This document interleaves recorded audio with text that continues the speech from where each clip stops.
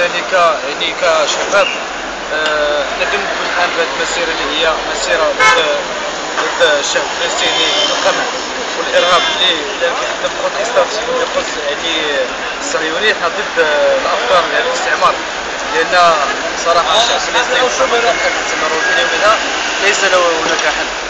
نقص حنا كمسيره وطنيه كذلك نحبوا الوطن ديالنا كذلك، وحنا كشعب مغربي الان ندي كذلك بهذا القمع الان اللي وصل الان الشعب الفلسطيني الان.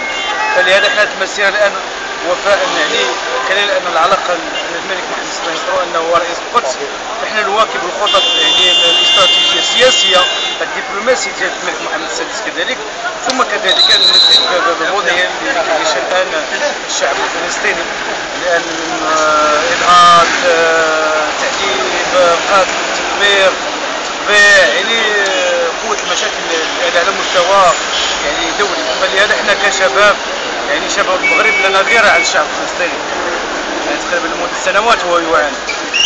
فهذه المسيره كنعبروا بها، كنوصلوا رسائل الى يعني فيما يخص يوم بمناسبه يوم العالمي للارض اللي هو 30 مارس.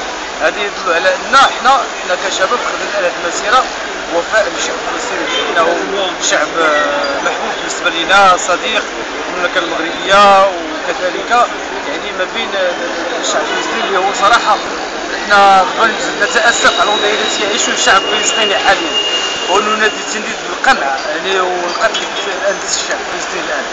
حنا شباب مغربي، وكنلاحظوا ان هناك هيئات سياسيه وحزبيه وحقوقيه كذلك وفعاليات في اطار نجاح هذه المسيره من انحاء المغرب لتنديد هذا القمع يعني الاستعمار الصهيوني داخل البلاد فلسطين، لانها تعتبر القدس كما تشوف القدس فهو له تاريخ على بعد اسلامي واستراتيجي. وكنشكركم.